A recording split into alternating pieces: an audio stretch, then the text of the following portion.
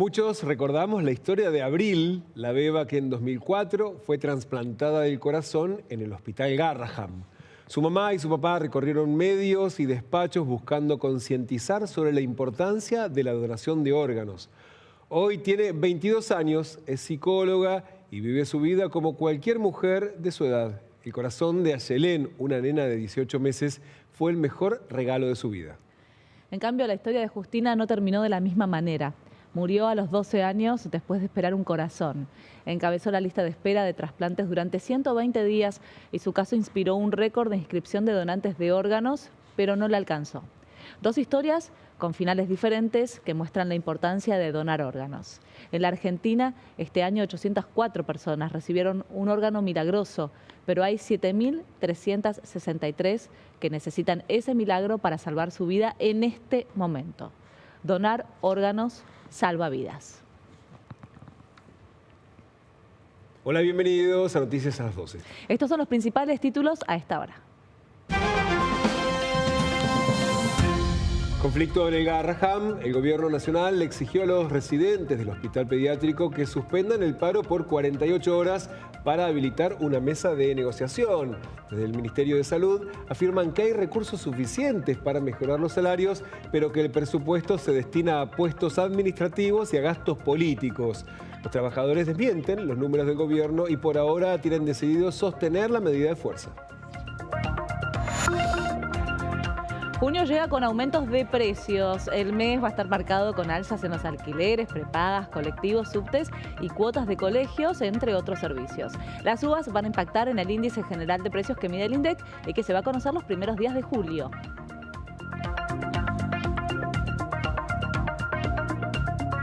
Recortes en discapacidad. Ayer hubo una protesta nacional en reclamo de fondos para el sector de discapacidad. Tanto los beneficiarios de los programas como los prestadores denuncian el congelamiento de las prestaciones y retrasos en los pagos.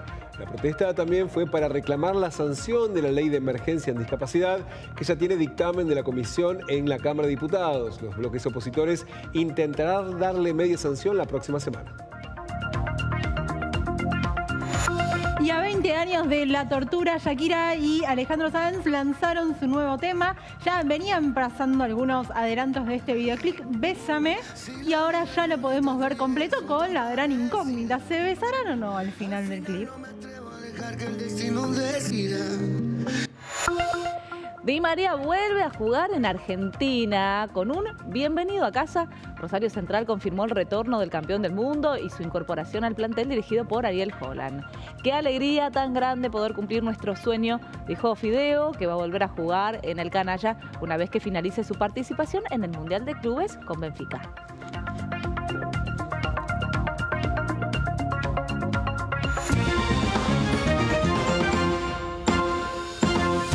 Escala el conflicto entre el gobierno nacional y los trabajadores del Hospital Garraham. Sí, la Casa Rosada le pidió a los residentes que suspendan el paro para sentarse a negociar y culpa además a los curros de la política por los sueldos bajos. La viceministra de Salud, Cecilia Loquizano, anticipó que la Nación tiene la voluntad y los recursos económicos para resolver el conflicto, pero puso como condición que los profesionales suspendan la medida de fuerza durante 2 días para que se inicie el diálogo. Durante los últimos días hubo 2 reuniones entre los residentes y las autoridades del Ministerio de Salud, pero no llegaron a un acuerdo y el conflicto sigue estancado. Recordemos que los residentes son los únicos trabajadores que siguen de paro porque el miércoles la Secretaría de Trabajo dictó la conciliación obligatoria y los trabajadores de planta volvieron a trabajar. En este momento se aguarda una conferencia de prensa de los trabajadores del Garraham. Ahí vamos a saber si finalmente aceptan las condiciones del gobierno o deciden sostener esta medida de fuerza.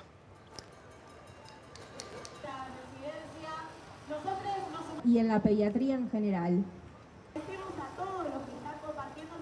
Estamos esperando en estos momentos que comience la conferencia de prensa de los trabajadores del Garraham, puntualmente de los residentes. Sí. Estamos viendo, de hecho, sí, que deciden el resto de los trabajadores también, ¿no? Sí, porque como decíamos recién, hubo una conciliación obligatoria y por eso los trabajadores de planta ya retomaron sus funciones con normalidad, pero los médicos residentes son los que continúan con esta medida de fuerza que la habían tomado por tiempo indeterminado.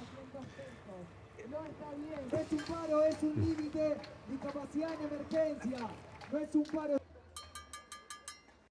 El gobierno se agarra de lo que se llama tramo logística en este hospital. Hay tramo profesional, tramo logística, tramo técnico, que son 900 personas más o menos. Están los datos del año pasado en el mismo hospital que los da.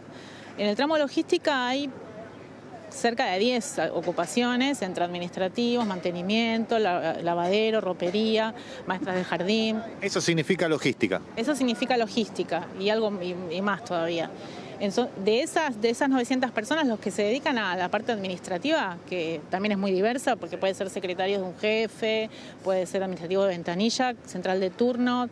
Administrativos se necesitan muchísimo en el hospital, hay muchísimos turnos que dar, muchísimos pacientes que atender, desde que llega el paciente hasta cuando se va de alta, hasta las defunciones, todo. El administrativo está en todo el proceso hospitalario, es muy importante. De ese tramo logística, por ejemplo, una parte que es informática, hizo toda la historia clínica informatizada, fue un trabajo enorme, que se hizo con poca gente, con sueldo también bajo, para lo que fue el laburo. O sea que estrictamente de esos 900 personas, 400 eran administrativos o 450 de estos ñoquis que el señor Adorni dice que de ninguna manera lo son. El conflicto por los recortes presupuestarios no se limita al Garraham. Ayer hubo una protesta nacional en reclamo de fondos para el sector de discapacidad. Tanto los beneficiarios de los programas como los prestadores denuncian el congelamiento de las prestaciones y los retrasos en los pagos. Por ejemplo, denuncian que hoy el Estado les paga a los transportistas que trasladan a personas con movilidad reducida menos de la mitad del valor del litro de nafta. Según denuncian, eso significa que alguien que tiene que trasladarse para hacer un tratamiento los 5 días de la semana, solo lo llevan a 2. La protesta también fue para reclamar la sanción de la ley de emergencia en discapacidad, que ya tiene dictamen de comisión en la Cámara de Diputados. Y los bloques opositores van a intentar darle media sanción la próxima semana.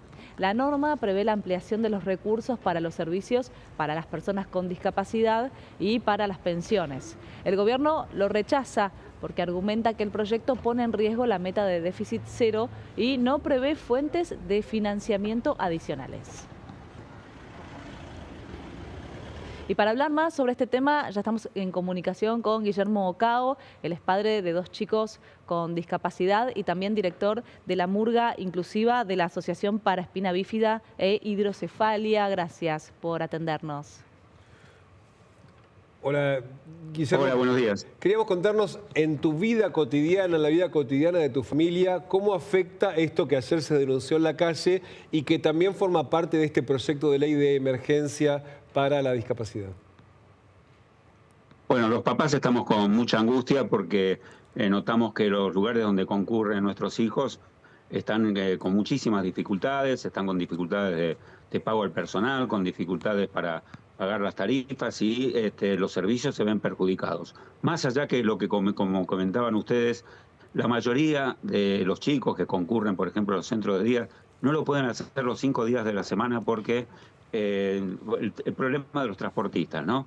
Pero además del tema de los transportistas, que ellos no se pueden mover porque no tienen para cargar los insumos, los edificios pueden seguir funcionando, pero se va acumulando la deuda porque, por ejemplo, ahora se acercan los sueldos para los aguinaldos, claro, y los sueldos para el personal, y no alcanza el dinero con lo que se cobran por las prestaciones. Nosotros venimos escuchando a raíz de este conflicto, Guillermo, que, bueno, obviamente los aranceles están fijados en el nomenclador de prestaciones básicas. Seguramente vos estás mucho más empapado de este término que nosotros. ¿Nos podés explicar un poquito de qué se trata este nomenclador? Sí, el tema es que el nomenclador es la tarifa, digamos, que se cobra por cada servicio, ¿no? El transportista tiene un servicio por kilómetro, el centro de día tienen por cada chico, si va a turno jornada simple o a jornada completa, le asignan la obra social o la prepaga, le tiene que pagar determinado importe. Ahora, desde hace algunos años, ese importe lo paga directamente el Estado. ¿Qué pasó? Que desde hace 1 año y medio las tarifas aumentaron una barbaridad, inclusive muchísimo más que la inflación, por ejemplo, gas, agua, electricidad. Estas tarifas, por ejemplo, el centro de día que concurre mi hija, el CPC, tiene una pileta donde se hace hidroterapia y tiene que estar calefaccionada. Bueno, lo que consume de gas, esos servicios se están disminuyendo, se están recortando. Y además los sueldos del personal, ¿no?, que por paritaria se van aumentando según la inflación. Y el nomenclador no aumenta en el mismo sentido. Está atrasado incluso con respecto a la inflación, pero muy atrasado con respecto a la inflación. Yo no tengo las cifras exactas, pero están hablando de cerca de 40, 50 y hasta 70%. Es la diferencia que hay entre lo que se logra a veces en paritarias o con el aumento de tarifas, los insumos, lo que aumentaron, y la diferencia con lo que el Estado fija para el nomenclador, ¿no?, para las tarifas que le cobran, ya les digo, para cada servicio. Guillermo, hay un tema también que de hecho se escuchó mucho en el Congreso cuando se discutió este proyecto de emergencia, que tenía que ver con los certificados de discapacidad, el certificado único de discapacidad, que la Agencia Nacional de Discapacidad los puso en revisión. Estas 1.200.000 personas que el gobierno dice que existen y que duda que efectivamente sean personas que tengan alguna discapacidad. ¿Cómo fue en tu caso, en tu familia, el hecho de tener que someterse a esta revisión y qué significa para las familias donde todavía están en esta suerte de limbo que muchos están denunciando? Nosotros, por suerte, no nos ha tocado. Yo tengo 2 hijos, Belén y Andrés, de 37 y 33 años. Los 2 están en silla de ruedas, además equipados con audífonos. Y, las discapacidades son más que evidentes y no tuvimos que sufrir esa cuestión de la revisión de el CUD. El principal problema es con la gente que tiene pensiones. Nosotros tampoco hemos recibido nunca la pensión porque éramos los 2 docentes, ahora estamos jubilados, y parece que teniendo el sueldo de docentes y la obra social no nos alcanzaba la pensión. Pero no la tenemos, pero sé que muchas personas le están revisando la pensión y eso realmente también es una cuestión. No hay ningún problema, al contrario, yo creo que se auditen, y quiero que se auditen, por ejemplo, los certificados para el libre estacionamiento, que están circulando muchísimos falsos. Pero eso es muy simple. Se le saca una foto al papel de libre estacionamiento o se revisan realmente los códigos del CUD, que es el Certificado Único de Discapacidad, y hay códigos que no se pueden falsear para nada. Una persona que tiene síndrome de Down o una persona que está en silla de ruedas, son personas... ningún médico va a poner un certificado cuando no es una cosa por el estilo. Y ya les digo, los permisos que tienen para los automóviles, para libre estacionamiento, por ejemplo, eso simplemente se puede sacar una foto y constatar que realmente tenga que ver con la patente y que sea una cuestión real, que lo pueda hacer la policía de tránsito. No es necesario que tengamos que concurrir a un lugar para ver si nuestros hijos realmente tienen esa capacidad, que igualmente lo tenemos que hacer cada 10 años para renovar el certificado de discapacidad, no es un certificado eterno. En algún momento se habló de que no iba a tener vencimiento, pero no es real. Nosotros cada 10 años, en algún momento fue cada 5, tenemos que ir a hacer el certificado de discapacidad, renovarlo, llevar a nuestros hijos, llevar toda la historia clínica y ver en un tribunal médico que certifique que se mantiene la condición. Guillermo, te agradecemos muchísimo tu tiempo. Que tengas buenas tardes. La ciudad sumó áreas de neonatología y de terapia intensiva en el Hospital Vélez Sarsfield y aumentó un 30% la capacidad de atención de casos de alta complejidad. Neonatología ahora cuenta con una nueva sala, 3 incubadoras, un box de aislamiento, un puesto completo de enfermería y una sala de estar médico. También se relocalizó la unidad de terapia intensiva y se sumaron camas. En los primeros 5 meses de este año, los consultorios externos del Hospital Vélez Sarsfield recibieron más de 37.000 pacientes.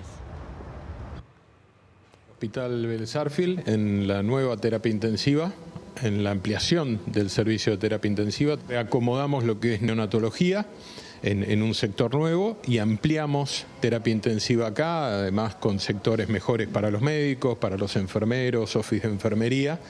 Y bueno, esto nos va a permitir que todo el hospital funcione mejor. Esto va en línea con lo que venimos haciendo en la salud en general, más de 76.000 millones de pesos invertidos este año, 90 obras que se comenzaron el año pasado, muchas terminándose este año, 35 más ya en marcha. Y ese es nuestro compromiso, tener un sistema de salud gratuito, universal, accesible para todos los porteños, con prioridad para los porteños y en el que estamos invirtiendo mucho, porque para nosotros invertir en salud es fundamental, invertir en cuidados, en proteger la vida es primordial. La diputada del PRO, Silvana Giudici, presentó un proyecto para disolver Paca Paca. Esto después de que se anunció la nueva programación que generó polémica.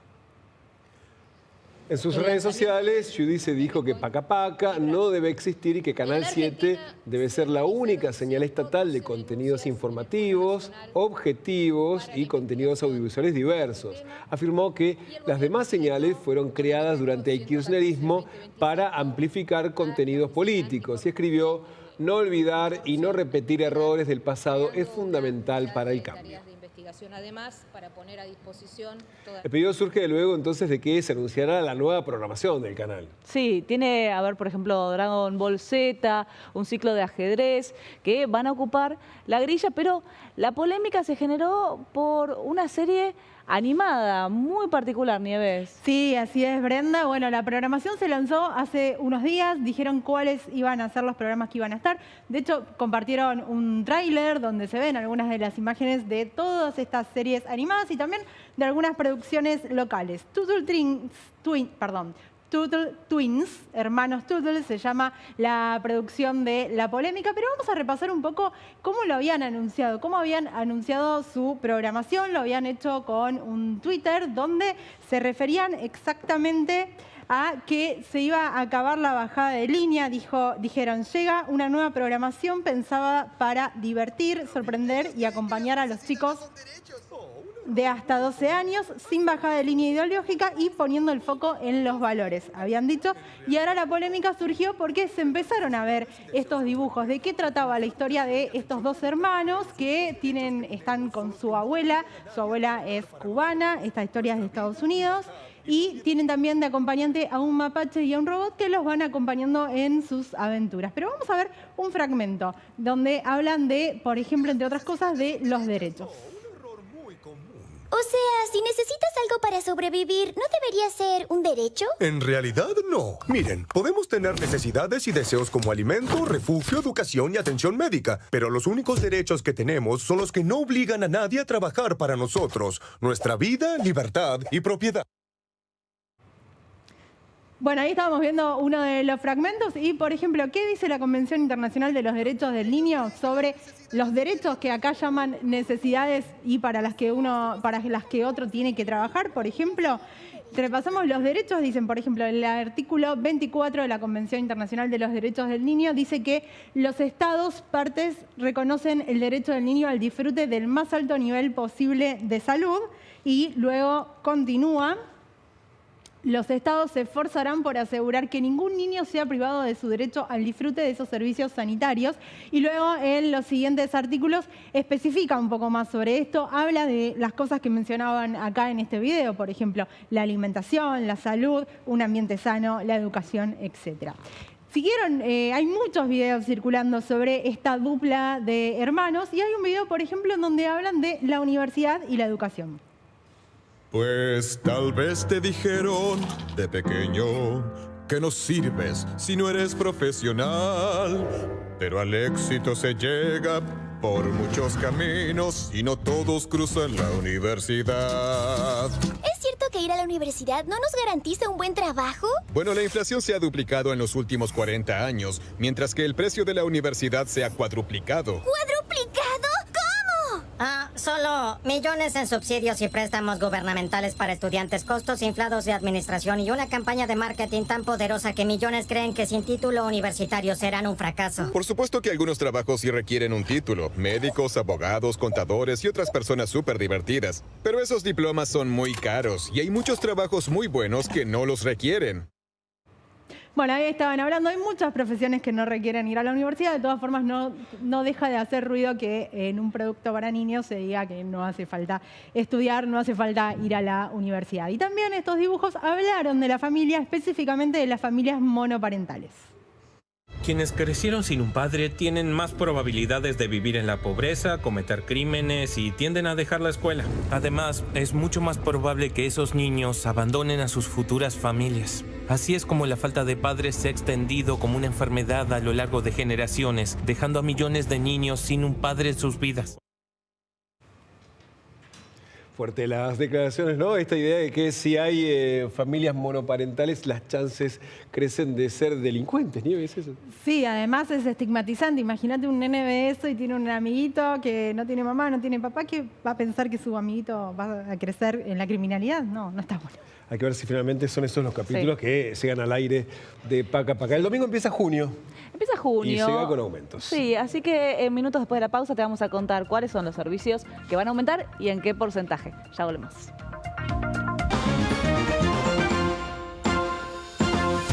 Llega junio y se viene con aumentos de precios en varios servicios. Sí, y las subas, recordemos, van a impactar en el índice general de precios que mide el INDEC y que se van a conocer los primeros días de julio. A partir del domingo, el boleto de colectivos va a subir un 4,8%, por eso el mínimo en las líneas que circulan por el territorio porteño va a ser de 472 pesos con 27 centavos. Hablamos de las prepagas, que van a aumentar sus cuotas hasta 2,8% y también la suba aplica, atención, a los copagos. La boleta de AISA se va a incrementar también en un 1%. Y hablamos de los colegios con subvención estatal, porque van a aumentar su cuota hasta un 6,5%, esto en la ciudad de Buenos Aires. El gobierno dispuso un aumento del 2,78% para las jubilaciones de junio y además se confirmó el pago del bono extraordinario de hasta 70.000 pesos para quienes perciben los haberes más bajos. A través de una resolución, la Administración Nacional de la Seguridad Social fijó el haber mínimo en 304.723 pesos con 93 centavos.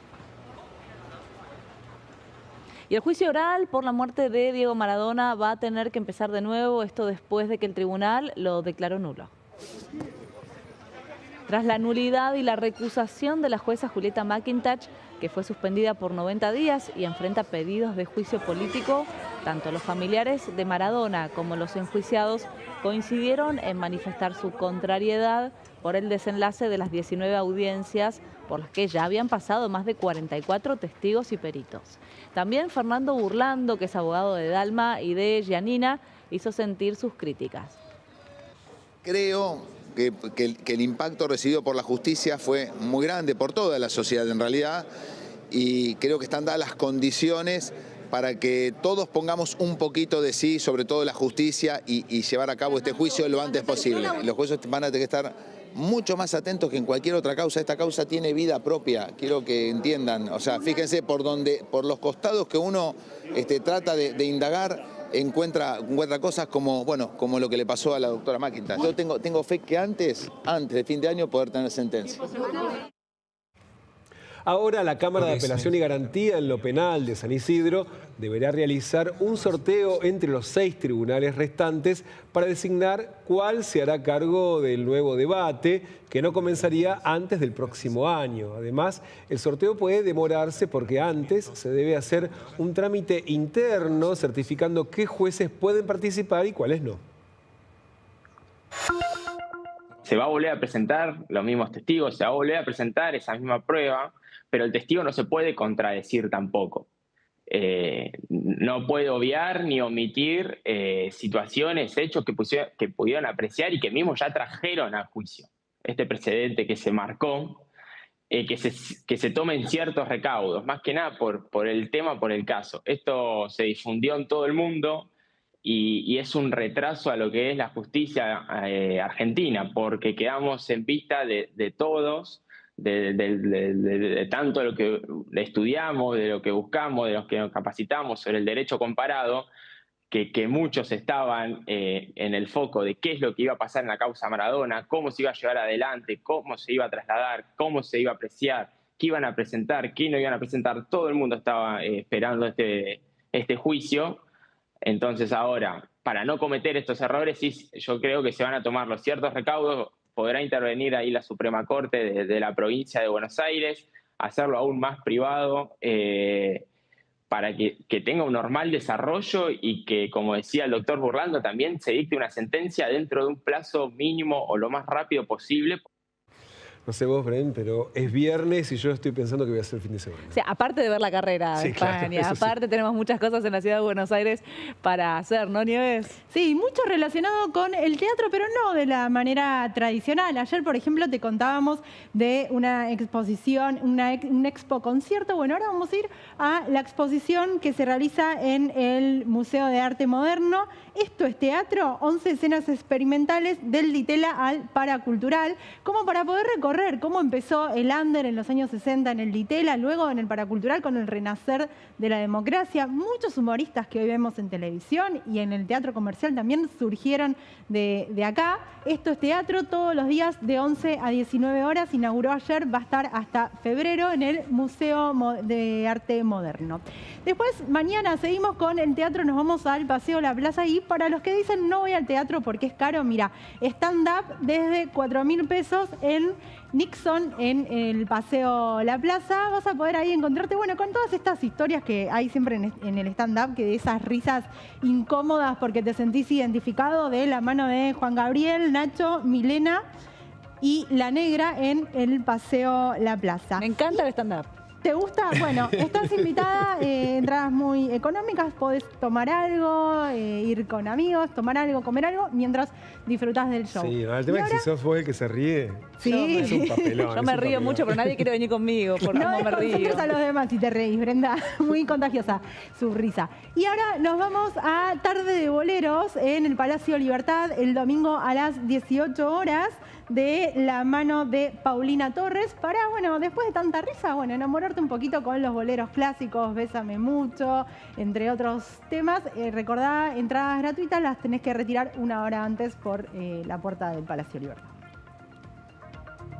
Hoy es 30 de mayo, Día Nacional de la Donación de Órganos. Sí, vamos a estar hablando acerca de la importancia de este día y qué es lo que está pasando con los pacientes que están en la lista de espera para recibir un órgano. Enseguida volvemos.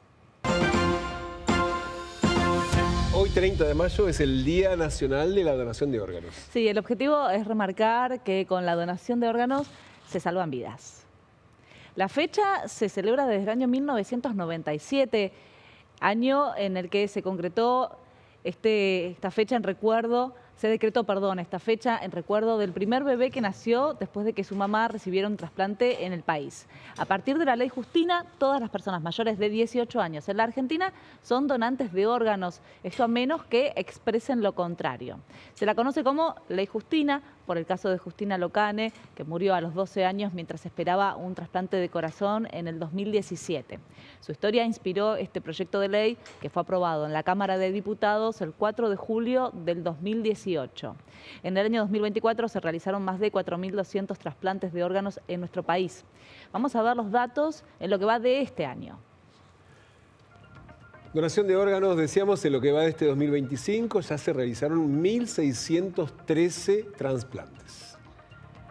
Vamos a ver cuáles fueron los trasplantes más habituales. 713 trasplantes de córneas, 643 trasplantes renales, 177 hepáticos, 47 cardíacos, 12 renopancreáticos. 126 del total de estos trasplantes fueron a pacientes pediátricos, es decir, menores de 18 años. Y decíamos que en lo que va del año se realizaron 1.600 trasplantes de órganos y también de córneas. Y si bien todos somos donantes presuntos, es importante también expresarlo. Sí, y para conocer más detalles ya estamos en contacto con el doctor Fernando Sichero, que es presidente del Instituto de Trasplante de la Ciudad de Buenos Aires. Hola, doctor, gracias por atendernos hoy. No, gracias a ustedes por haberme invitado a charlar un poquito de esto, que es maravilloso. Sí, efectivamente, porque uno no termina de tener dimensión de lo que significa para el que está esperando un órgano poder efectivamente recibirlo. Ahora, sin donantes no hay. Totalmente de acuerdo. Sin donante no hay trasplante. Fíjense la paradoja que nosotros festejamos el Día Nacional del Donante de Órgano, no directamente por una persona que donó, sino porque una persona que donó le permitió a una mujer sobrevivir a una insuficiencia hepática terminal, y esa mujer trasplantada de hígado tuvo un niño sanito y en perfectas condiciones. Fíjense lo que es el acto altruista de, con el final de vida, sabiendo que el final de vida hace imposible seguir utilizando los órganos, que ese acto de amor, de transferencia, de seguir de alguna manera mi vida en la vida de otra persona, genera este acto, yo le diría, fantástico, ¿no? Mujer embarazada, trasplantada de hígado, que tiene un bebé. Por eso me parece que es muy importante, digamos, la simbología de la fecha. Bueno, doctor, antes de empezar con el programa, de salir al aire, estábamos hablando entre los compañeros de que más allá de que a través de, o a partir, mejor dicho, de la ley Justina, todos somos donantes, lo importante que es hablar de esto, ¿no? Por eso también esta fecha, también para remarcar, hablar con nuestros familiares, ¿no? Dejarlo esto bien en claro.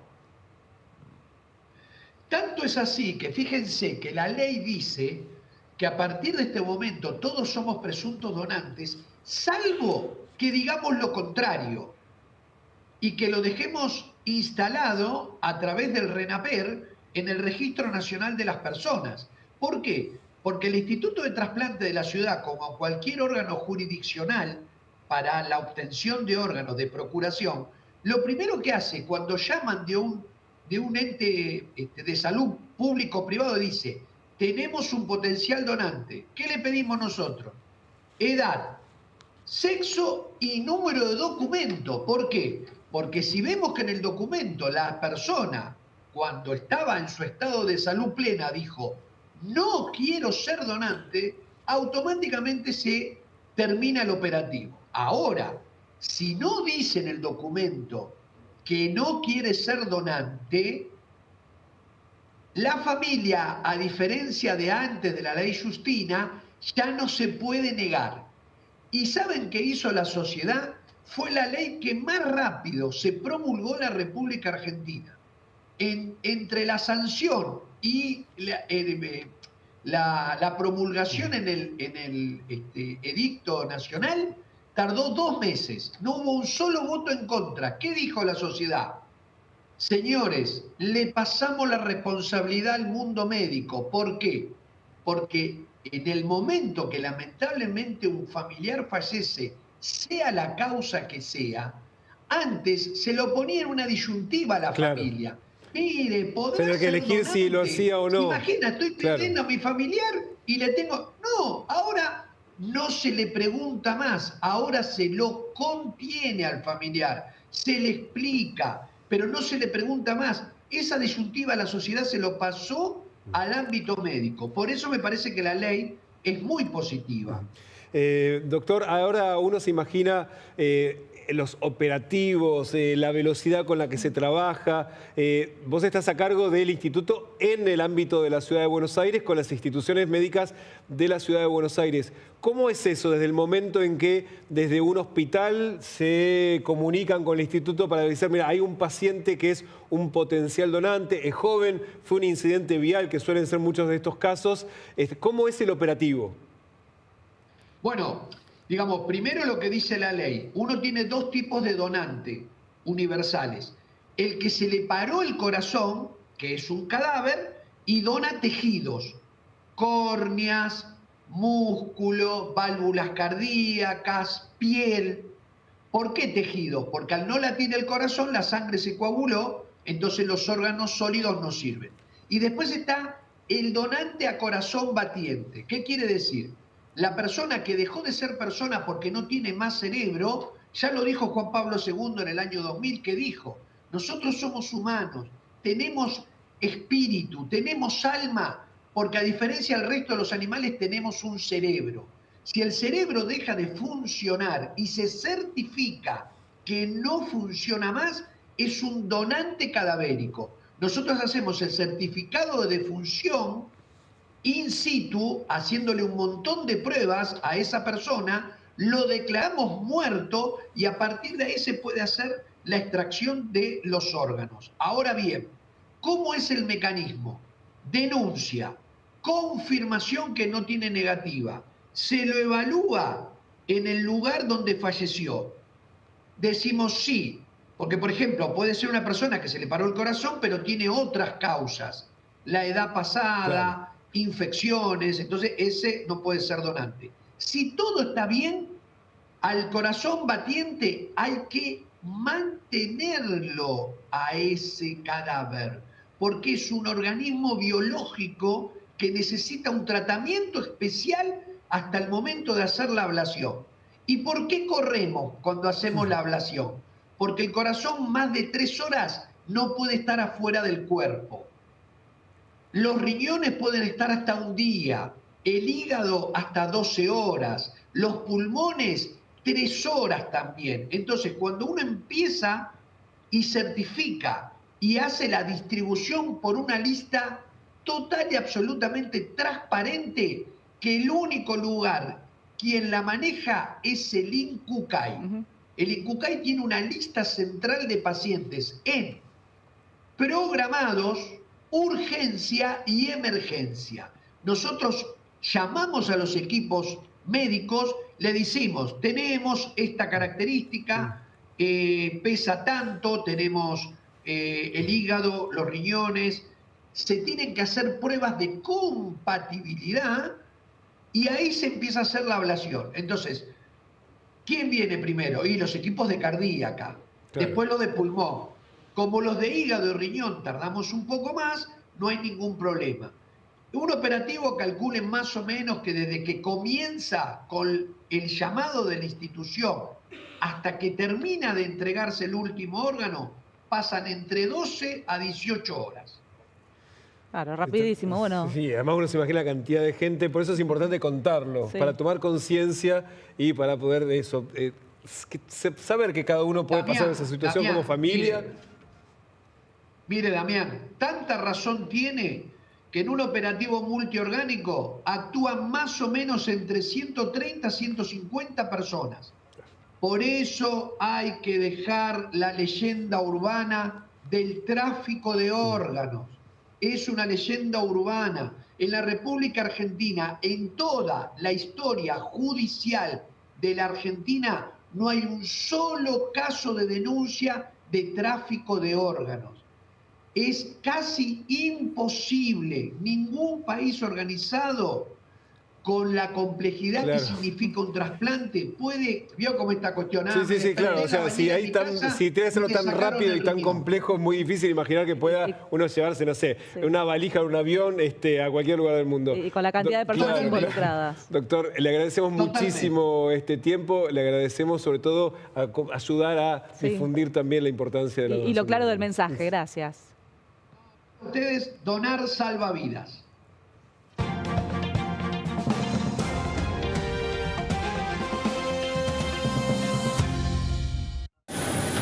Una nueva ruta va a unir Buenos Aires-Tel Aviv. Esto lo anunció el embajador argentino en Israel, Axel Wanish, y se va a oficializar durante la visita del presidente Javier Milei a Israel el 11 de junio.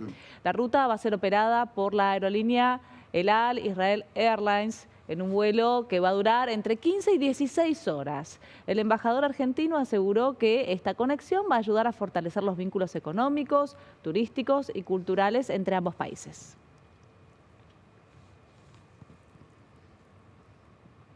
Y Hamas anunció que está analizando la nueva propuesta de alto el fuego en Gaza, presentada por Estados Unidos y también respaldada por Israel. El plan incluye un alto el fuego por 60 días, la liberación de algunos rehenes y la entrega de ayuda humanitaria en la franja de Gaza.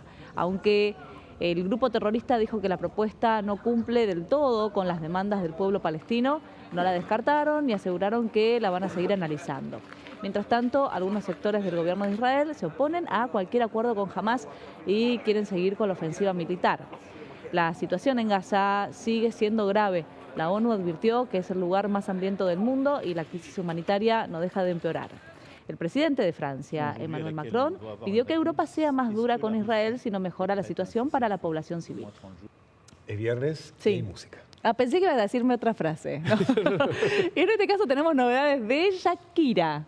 Shakira y Alejandro Sanz, mucha colaboración se vienen últimamente. Ellos venían amagando hace un tiempo, había salido la canción pero no estaba el videoclip y ahora acá está el videoclip que se llama Besame y bueno, tenés que verlo hasta el final para ver si ellos se besan o no. Ay, contanos.